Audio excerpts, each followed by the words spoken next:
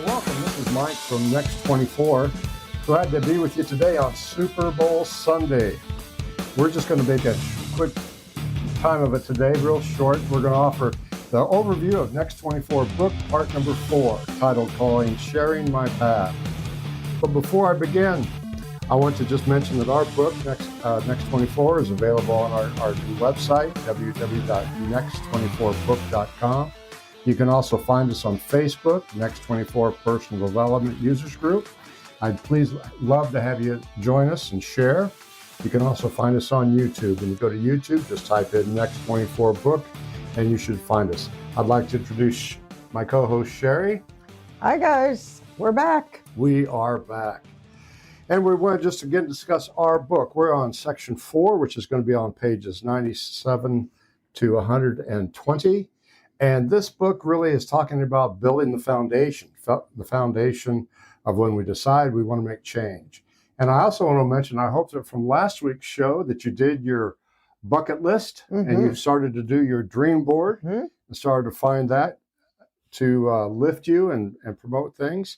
But before we begin and dive into this, I want to give a shout out to Elevate Church, to Pastor Mike Wooten. Absolutely. And they go by Pastor Mike and Michael. They also have a YouTube channel, which you can catch, and they do an exciting job. We got the lucky opportunity today to visit their church, and I must say it's inspirational and motivational. Mike shows tremendous amount of passion and care for the people within his church and the community. Sheri, would you like to comment on what you experienced today at Elevate Church? I really love visiting Elevate. Their praise and worship was awesome. Their pastor, Mike Wooten, really brought forth the word of God. He's very anointed and he is very biblical. One thing that really stuck with me, and Mike and I talked about it, stuck with both of us, is he spoke out of 2 Timothy today. And basically, I think it really applies to everybody right now with everything that's going on in our daily lives and everything that's going on in the world. But it was 2 Timothy 1, verse 7. For God has not given us a spirit of fear, but of power, of love, and a sound mind. So do not be ashamed of the testimony of our Lord. And I think right now, with everything that's going on in the world, in our city, in our country, and in the whole world, it's so easy to get consumed in that mindset of fear. But that's not what God has for us, and that's not how he created us. And once again, shout out to Elevate Church. The people were so kind and so helpful and so welcoming and warm. And that really speaks volumes for their leadership. Thanks again, guys. You were amazing. Oh, absolutely. Yeah. Elevate Church is over off of about 83rd and Pioneer Boulevard. I encourage you to make a visit, reach out and talk to Pastor Mike and Michael. They're very, very helpful. Wanted to jump into our book. Why don't we do a daily affirmation? Yeah, I like these. We have a jar here of what we call daily affirmations. We pull one out of the jar every day. Let's just see what it happens to say today. Sheri, would you like to go ahead and read that for us today? I would love to. And it says, my dreams are possible. Not only my dreams, Mike's dreams, but your dreams. Everything's possible. Well, that's certainly true. That fits for today, the affirmation about dreams being possible. I want to mention that Sheri and I, we wrote this book, but we wrote this book out of our own pain, our own struggle, our own disappointments in our past. Yeah. We are not here to tell you what to do. We're just simply here to reach out our hands to give you a guide. If you're struggling and you need someone to just reach out and help you and get off your knees a little bit and just find some direction, we're here certainly to help. We are not counselors. We're not trying to be. But we know what we've gone through. We know what we've been through. And when God tapped us on the shoulder and we felt that it was time to write this book titled Next24. That's why I mentioned it in this way of Next24, about the hourglass, just a period of time which represents our life, traveling through time. And over time, we have to make choices. We have to make decisions. And if we don't make them, we could live a life full of regret. And that's what we want you to avoid. So to jump into this today, I want you to imagine your life. You're standing here. You've done your dream board. You've done your bucket list. And I don't know if you can see this or not. You probably just see a bunch of dots and circles. You have that as well, Sheri. Yes, I do. But this is just an illustration, which I did put in the book and I will put online. I'd like you to imagine yourself in the middle of that circle. If you put your name in the middle of that, Right here. and you've got a number of things that you must deal with every day. To give this book some structure, I gave it 7 different topics that we all have in common. The one thread I've noticed throughout the years, especially since COVID, people are angry, people are frustrated, people don't share, people don't talk. Even a little bit in church today, I noticed when they asked for people to raise their hand, not very many people did. That was just if you wanted someone to pray with them and share. And I think that comes out of a lot of being people are a little frightened, a little timid, to open Even a up, little non-trusting. to open up, a little non-trusting. And what we want to do, which may sound old-fashioned, but is to get people back together in groups and start reading and start sharing, talking about their hopes and dreams and what they're working on, and to share and to help everyone in the community, everyone in your school, everyone in your church, and in your neighborhood. So when I wrote this book, trying to give it some structure, I thought about what is it that all of us have something in common. And those 7 things are, number 1, we struggle with our finances. Mm-hmm. We're always stressed out. It never seems like the money that we get from our paychecks lasts enough once we pay our house payment, our car payment, our credit card payment, all these bills, we don't have much left over. Most people are struggling with retirement, not putting money into savings. And that is going to be a major, major problem. So number 1, finances. Number 2 is physical health. Due to stress, mental stress, physical stress, our bodies take a toll. We don't sleep well. We tend to gain weight over time. We don't eat right. We tend to get on medication. And you see a lot of high blood pressure. You see a lot of diabetes. You see a lot of different diseases due to poor health. So we talk about that. Mental health is number 3. Oh. When you think about just the day-to-day mental health, I cannot tell you the number of people that I either have worked with, been in contact with, or you just walking down the street in the city of Lincoln, you can just tell, especially during COVID when they had to wear masks, were very angry, didn't want to talk to each other, would be quick to lash out verbally, physically. As we mentioned, I used to be a bus driver down at StarTran. I'd see a lot of abnormal behavior, the alcoholism, the homelessness, the lashing out of anger toward anybody if you even looked at them the wrong way. And that was really the part that's got this book moving forward. It's like, what is wrong with this world? What is going on? And you notice it mentally and physically. We noticed on Channel 10 and 11, they had a series on mental illness and how people are trying to cope and how facilities in Lincoln, the Lincoln Regional Center is stressed to the bone. They don't have enough people to help everyone. The police department had to look at how they handled the people under these kind of conditions and had to change the way they do things there. The hospitals, people are overworked. Yeah.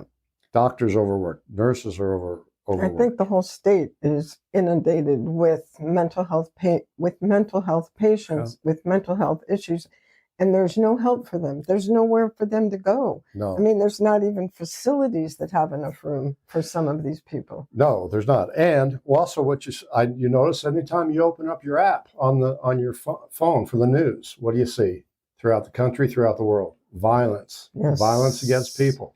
Yes. Talking about the Super Bowl today, and Pastor Wooten talked about it today, and I forgot about this, that sex trafficking at the Super Bowl, at these major events.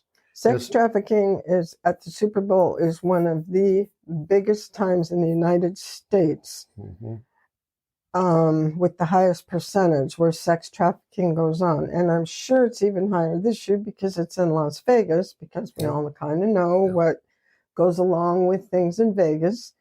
And so lots of prayer today, tonight, and tomorrow, if you could, for some of these not just children, but adults that have been forced into sex trafficking. But thank God that there's a whole lot of people down there right now that are trying to help and intervene. In fact, Pastor Wooten talked about a group of people from the church Absolutely. who are in Las Vegas right now, searching and finding people and offering them helping the way out. So we look at that. Number 4, we talk about personal growth.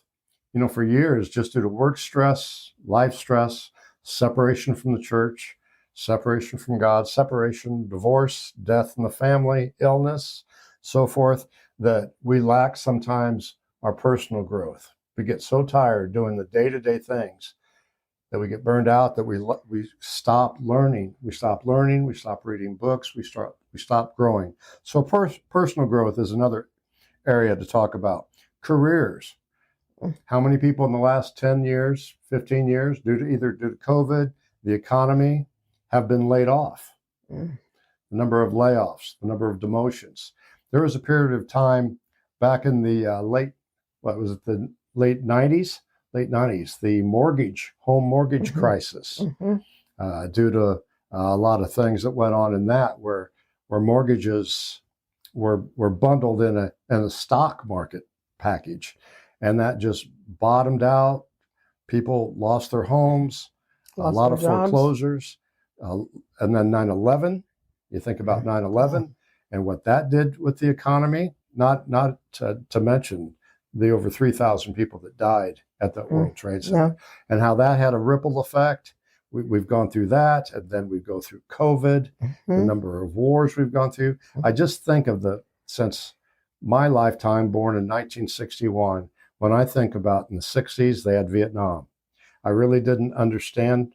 I was a young child back then, but just the number of POWs, the number of death, the number of trauma. I think about the 60s. And then the 70s, it was a gas shortage, and in the 70s. And then we had the hostage in Iran situation, had that. And then through it, the 80s started to get a little bit better, but there was a period of time, remember when I was teaching school, there was the farm crisis. There was a lot in Nebraska. There was a lot of farm foreclosures. I remember attending the Willie Nelson concert down at Memorial Stadium. And it was one of the Farm Aid concerts. Just the things that I think about just in my lifetime alone. So think about in your lifetime alone, what events have taken place that you've had very little control on, but it had a significant impact on either your career, your personal, your mental health, or your physical. The fifth one, is the family growth. So many times when I thought during the time of stress, and Mike Wooten talked about this today, that sometimes under stress and under fear, and he calls it a demon of fear, correct? That sometimes we lash out verbally and we say things that we shouldn't be saying. I'm guilty of that. I am too. And sure. And so we think about that. So the idea of family growth. When I was a child, did you ever have family reunions? Every single year. Every single year. And what happened at family reunions? Well, numerous things. Most of the time it was a time for everybody to get together. But, it's funny thinking back on it. Some of those people, you only saw them once a year. Well, you did. But when you did get back together in those days, and I think of that for me, the 60s and the 70s, everybody got together. Everybody brought food. Yeah, and it was good. Everybody got caught up. That's right. We'd leave Lincoln and go down to small towns, whether it be in Tecumseh. Yeah, we went to Seward. Yep, they went to Seward. Yep. I remember going down to a little town in Kansas that my father family was from, Norcator, Kansas. And so we went down there. You don't hear about family reunions anymore. Absolutely not. You don't hear about people getting together anymore. Absolutely not. You don't even hear about, I can remember growing up, Sunday was reserved not just for church, but that's when we had our family dinners. I mean, every single Sunday, it was family dinner. Everybody got together. It wasn't a question of if, it was a question of what time do we be there, Grandma? Oh, exactly. And then number 7 is spiritual.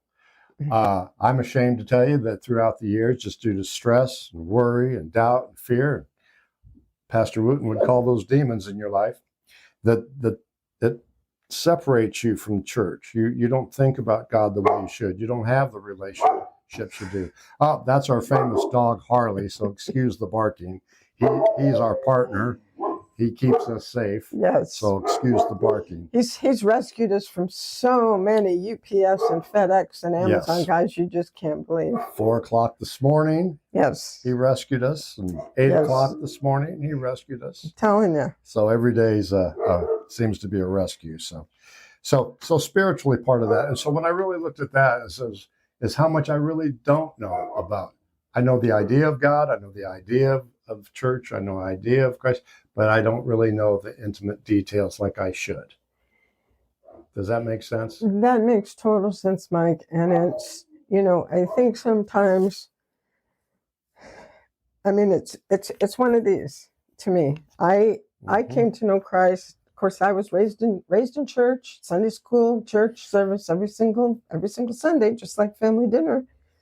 And then I get out on my own, and you kind of get away from that. And, even growing up, it was just something that you did, not always wanting to, but as I got older and really got into some deep stuff as far as depression and bad situations, it's like I finally discovered that relationship. And there's such a difference between religion and relationship.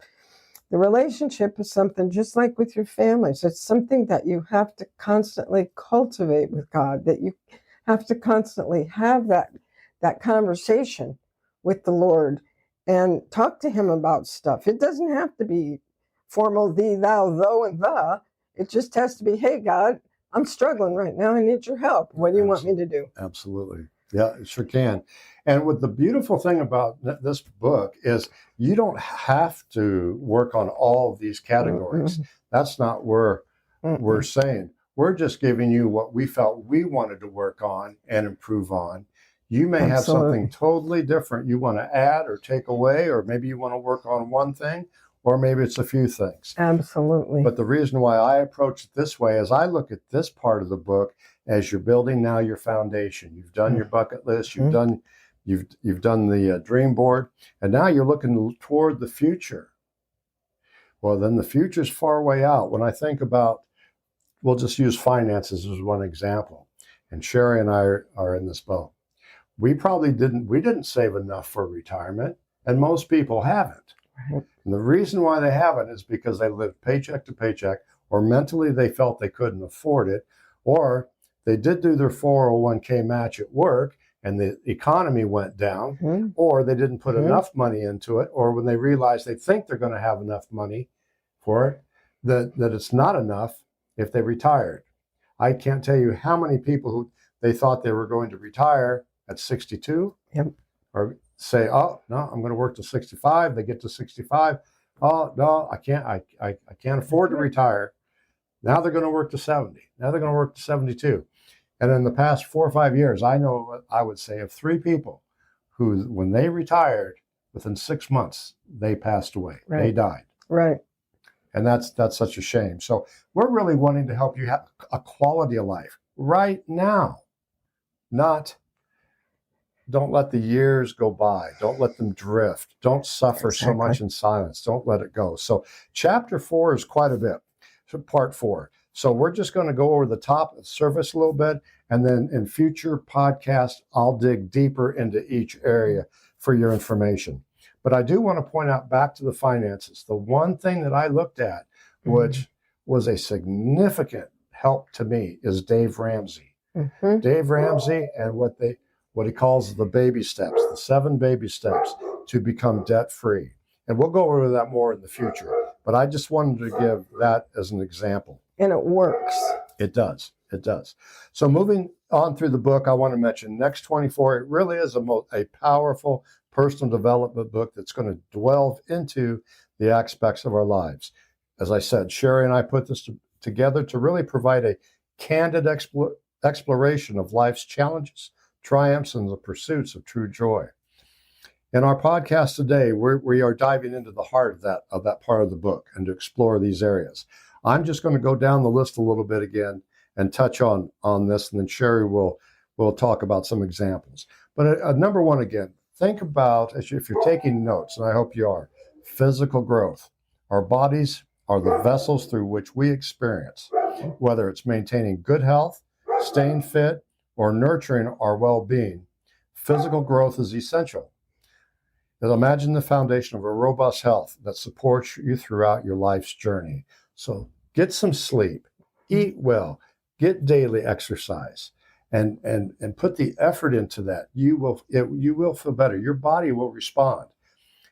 Do the opposite, where you don't sleep well, eat too much, drink too much, your body will break down.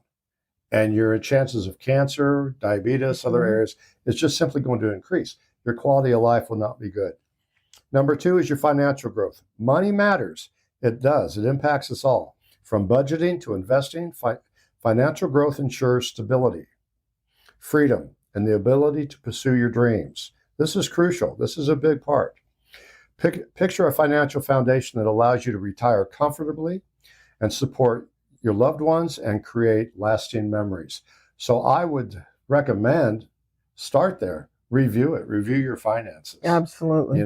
Seek out a financial advisor. And I can tell you, I know most people will say they're a little embarrassed because they feel like they started too late, didn't start at all. Right. Or that's the one.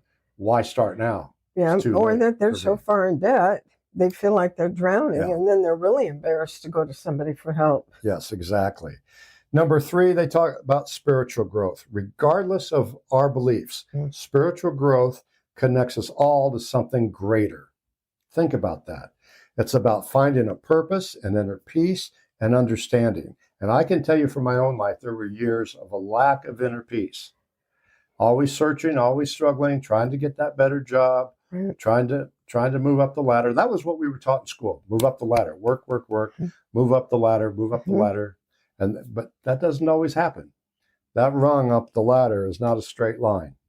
So think about that. Think about that. And imagine, as I said, that the spiritual growth, it just gives you peace of mind. Number four is family growth. Family bonds and shapes our lives profoundly. Nurturing relationships, resolving conflict, and creating a loving environment, contributing to a family growth. Think about that. I can't tell you. My mother died of leukemia when I was 19. My brother died several years ago because he had a history of alcoholism. My sister died at age 52 from an abusive marriage. But that created a lot of conflict, and I wish I could have that time back. Do you want to share on some of that? Yeah. I agree with Mike. I have lost, like Mike, I have lost almost the majority of my whole family, except for my children, my grandchildren, one aunt, and one cousin. And it's hard. It's very hard. And I think sometimes, even in our immediate families with their children, our grandchildren, all of these things are important. But I think when conflicts arise, we have to show love. Definitely have to show love. And but I think also it's important we need to show each other grace. Mm-hmm. We need to give each other grace. We all mess up. Oh, good grief, we all mess up. I'm almost the queen some days. Mm-hmm. But, forgiveness and grace, and then love, and I think the love comes from giving that forgiveness and that grace. There's so many people out there right now that are really struggling with family issues, whether it's with their parents, whether it's with their children, whether it's with their spouse. I mean, you have to just keep plugging away and keep working on it. Every single relationship is work. It's going to be work. It's not going to be all rainbows all the time. There's going to be conflicts. There's going to be issues. But learning how to get through those and work through those is key. Absolutely. Oh, key. absolutely. What I learned late in life is it's not so much what happens, it's how you handle it. Exactly. It's what you do when it arises. And, exactly. I was never very good at that when I was younger.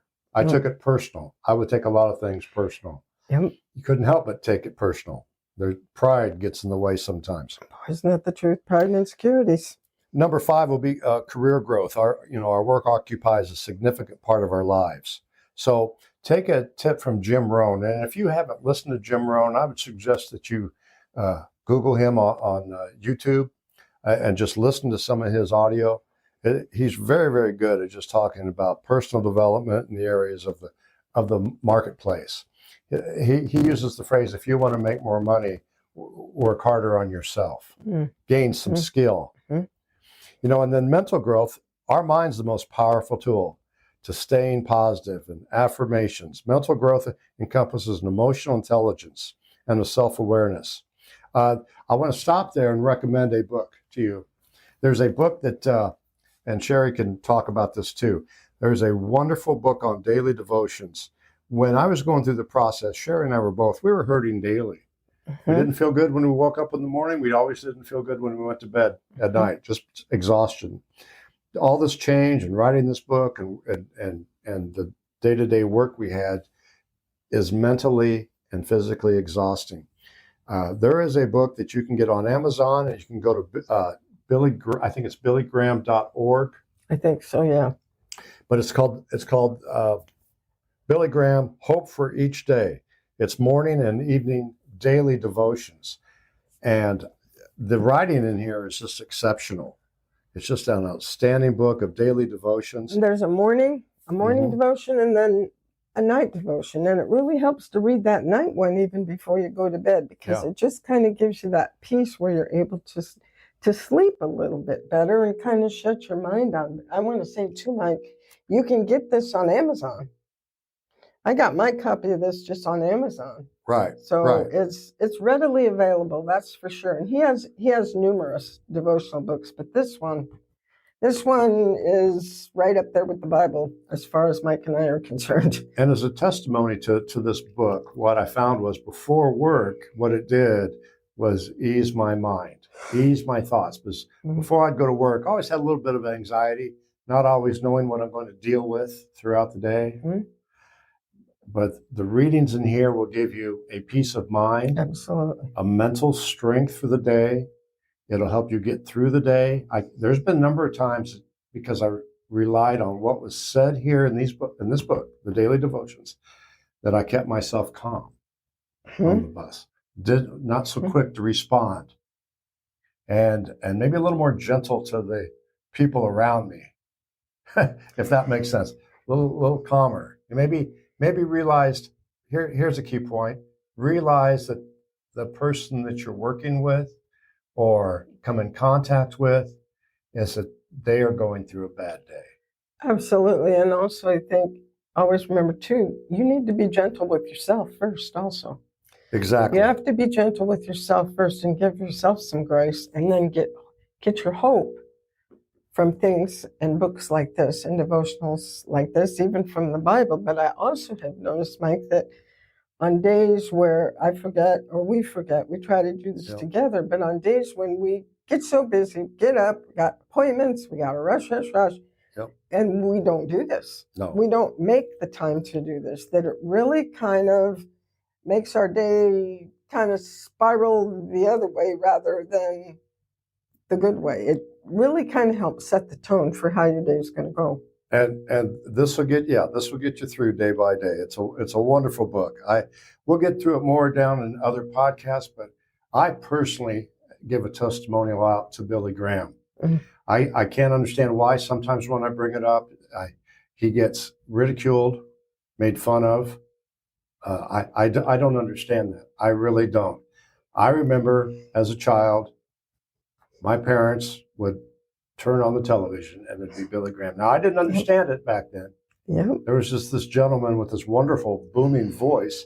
But I went back during the darkest times during COVID and just listened to him speak. And what I can tell you is the most calm voice, the most committed voice. He believed so much in his faith and what he was doing. And his message was very simple. We're all sinners. Our minds are pressed. We're stressed. There's sin throughout the world that we have to deal with on a daily basis, and that you have a choice to either take the broad road or the narrow road. And he talks about the meaning of the cross. And he talks about how people don't like to talk about the meaning of the cross, Mhm. which that story was surprising to me. But as I listened to him more and more, what that means. So I just want to point that out. Listen to him, learn about Billy Graham. There was never a scandal in his career, or his life, from all I can tell. And I've looked at it. He didn't do it for the money. Yes, he ended up making a good living, but he preached throughout the world in front of more people than anyone else throughout the world. And I'll just say this: I put my faith and trust in him as the voice, and he'll say he is just God's, what would you call it? He was God's messenger. He was God's messenger. voice.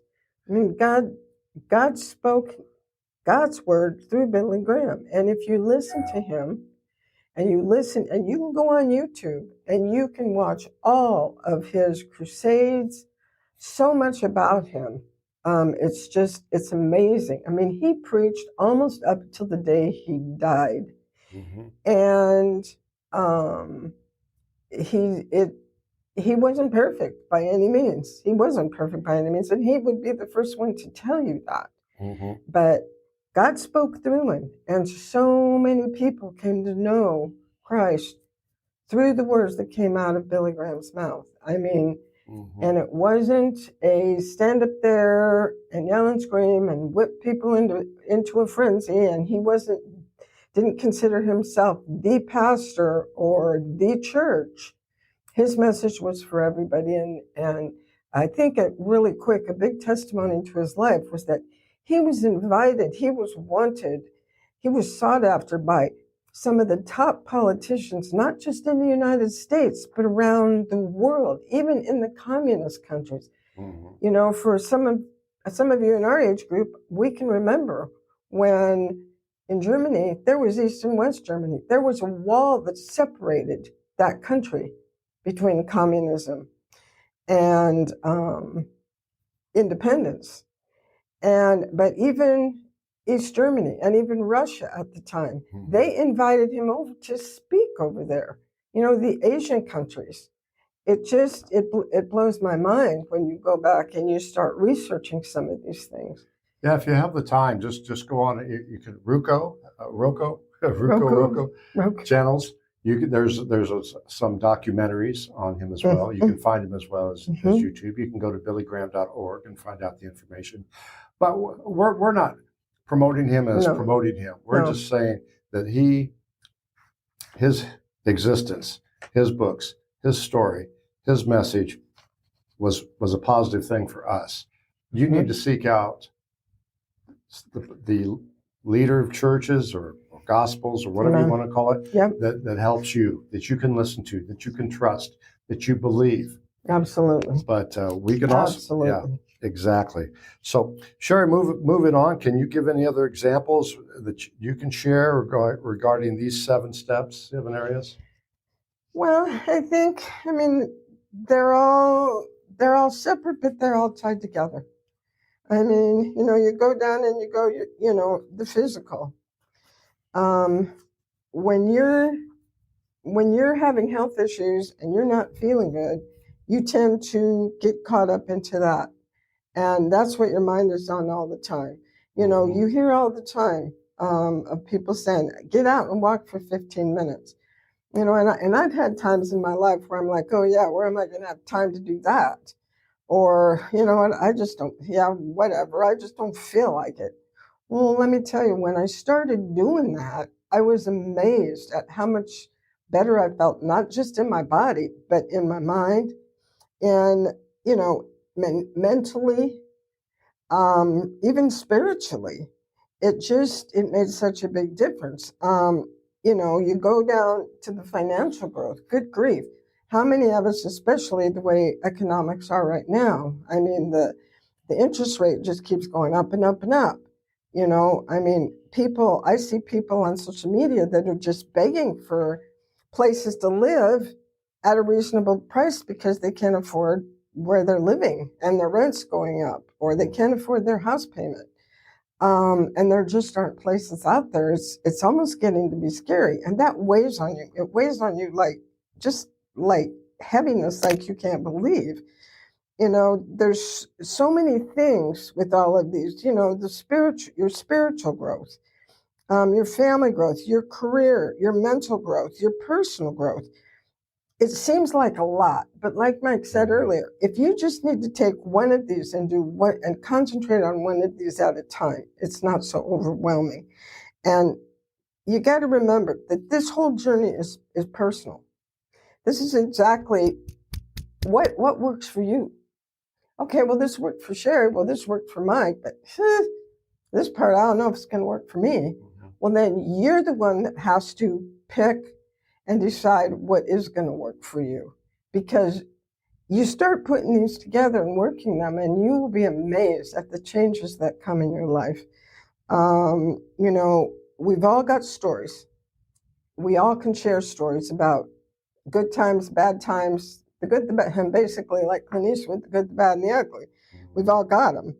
But we navigate, it's like a navigation through this life. We've got so many twists and turns, so many hills, so many valleys.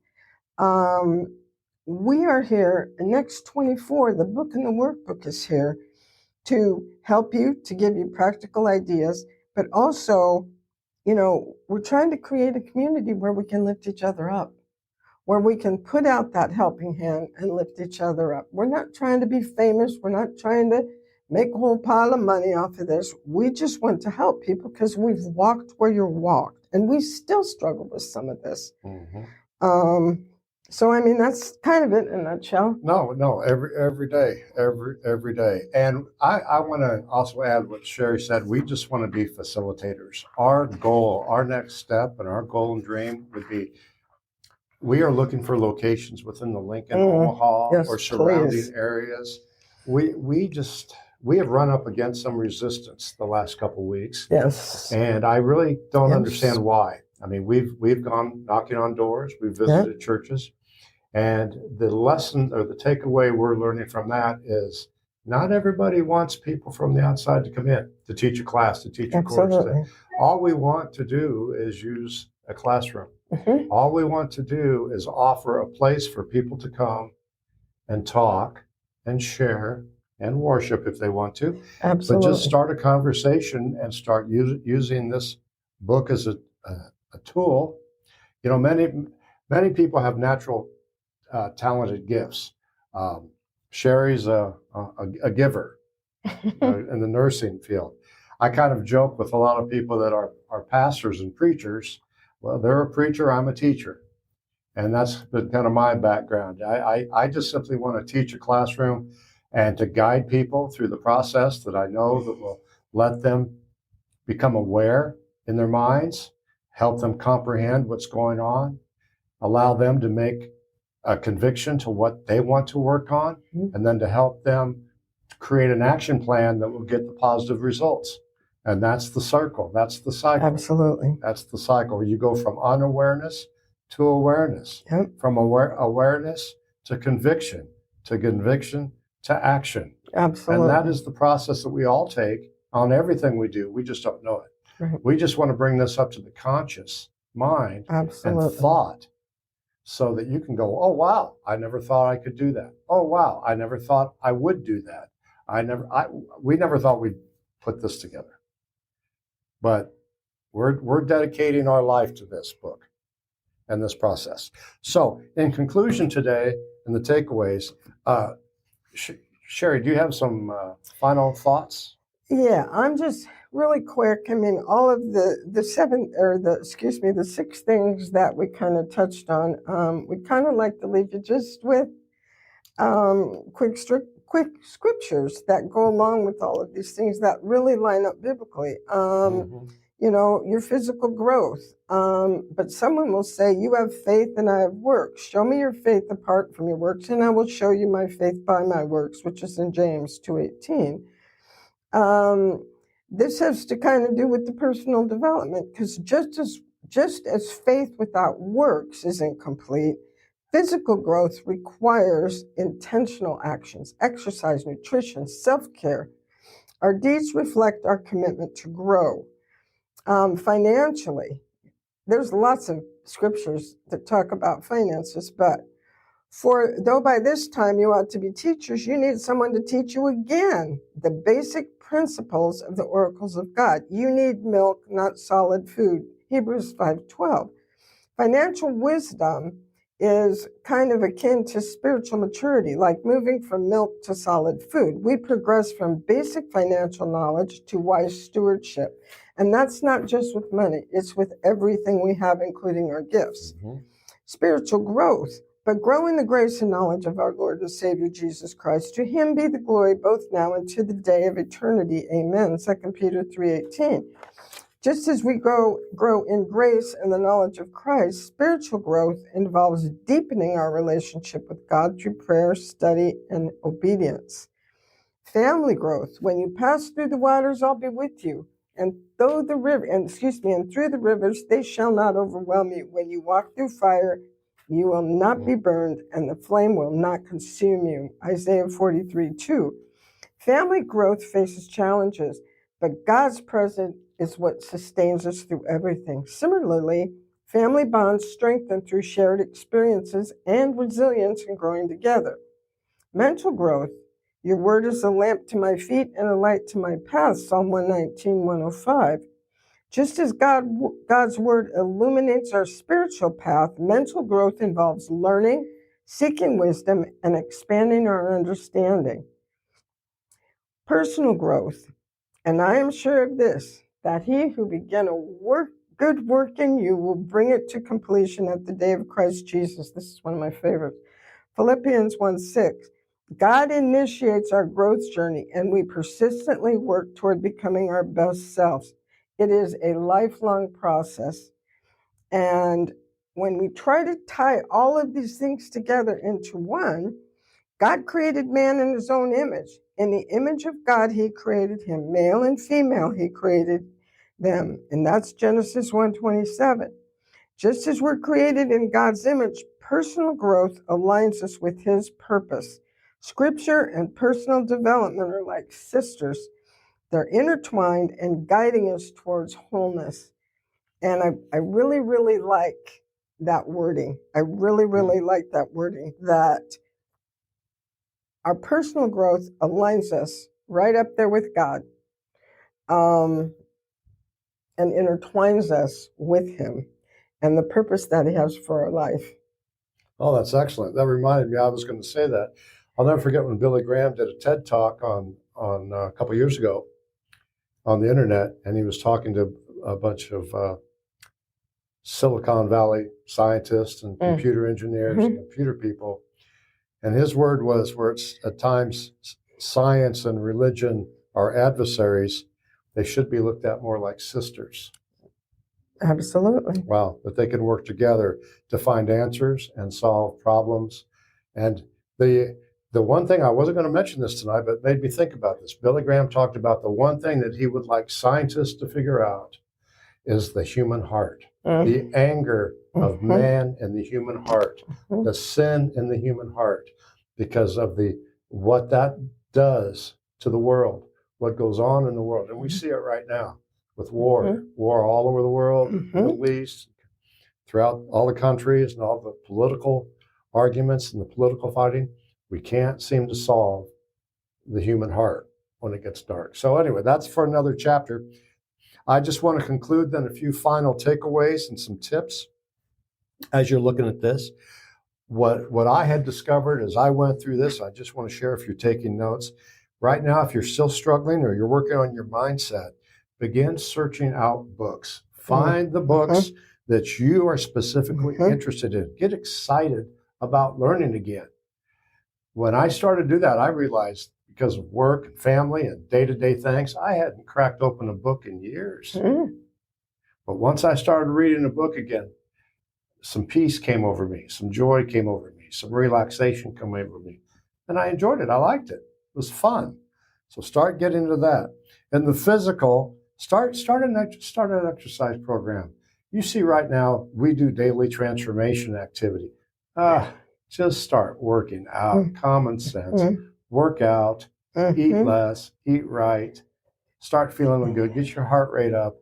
It's very simple. Physical exercise, get your heart rate up, reduce your calorie intake, and you will lose weight. The other side of it, of losing weight, is muscle tone. Start lifting some weights a little bit, doing some cardiovascular, doing some running, and do it at your own pace, whether you're young, middle-aged, or elderly. You can work out all your life, and it will be such a blessing too if you do that. On the financial side, I'd like to suggest Dave Ramsey's book, Money Matters. It's an excellent book that really goes over finances in details and talks about the baby steps. Please look at the baby steps. And again, we'll cover that down the road. Spiritually, I'm just giving some tips. Find a church that you just enjoy going to. Yep. And I don't care what church it is. Absolutely. Absolutely. Doesn't matter, if you're Jewish, if you're Catholic, what denomination you are. And to that, I'll shout out Elevate Church again. Yes. I would strongly recommend go take a visit to Elevate Church. They will welcome you, and there's no pressure. You're there for a purpose and a relationship with God. And Pastor Mike and Michael are wonderful, really. They do a wonderful job and do that. There's also Berean Church, which I found has a wonderful Saturday night service. Is there any other places you'd recommend? Well, there's a lot of places here in Omaha too. Also, there's the bigger churches. There's Christ Community. There's West Side. Then there's also a lot of good smaller churches. Tell them about the little visit to Little Stony Brook. Yeah, we just discovered one just a couple blocks away from here. We met with the pastor this week. We can't wait to go visit. It's just called the Stony Brook Christian Church.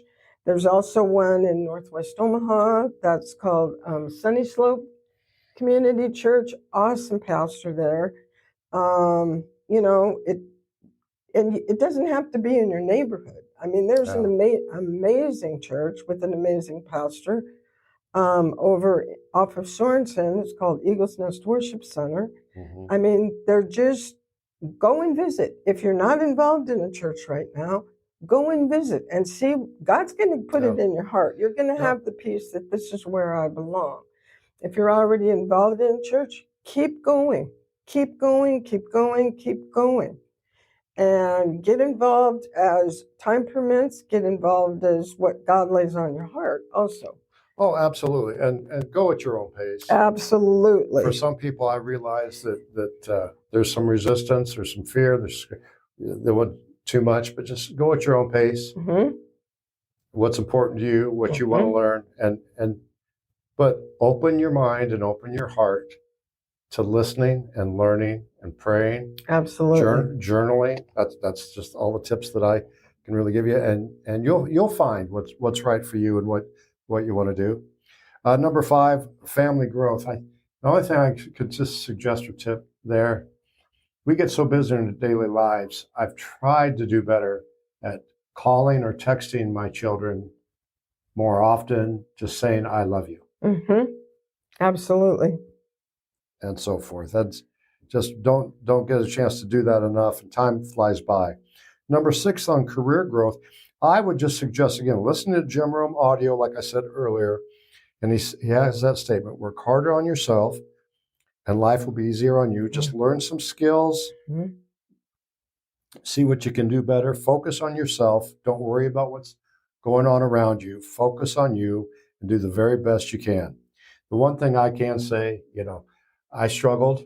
We always said, bus driving wasn't a flashy job, but, it got me through hard times. It provided me a good, solid job, the good health benefits, a paycheck. I was able to pay my bills. I was able to put gas in the car. I was able to buy groceries. And I had money left over. I was able to put money in savings. So regardless of what you do, gratitude. And you never know when you do your daily job, regardless of where you're working or what your career path is, you never know who you might touch throughout that day, through your job. Exactly. I know in these times it's difficult. Number 7, personal growth.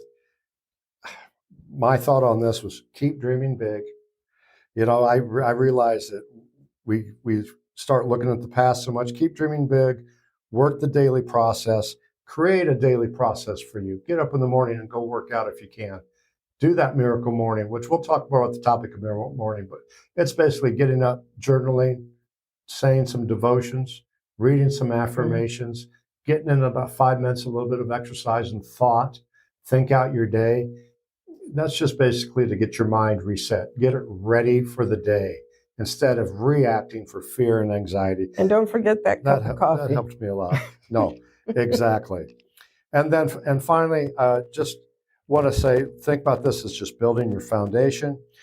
We want you to join us on Facebook. Join us on Facebook, Next24 Personal Development, and share your successes. Check us out on YouTube. Get a hold of us. Go on our website, next24book.com. You can contact us there. You can share your story, share your books, share anything you want to share, and we'll move forward. Next week, just to roll into that, it's interesting that rolling from part 4 to part 5, we will actually be talking about God's written word. What I realized as we were working through all this entire process is that I realized, boy, there was something missing.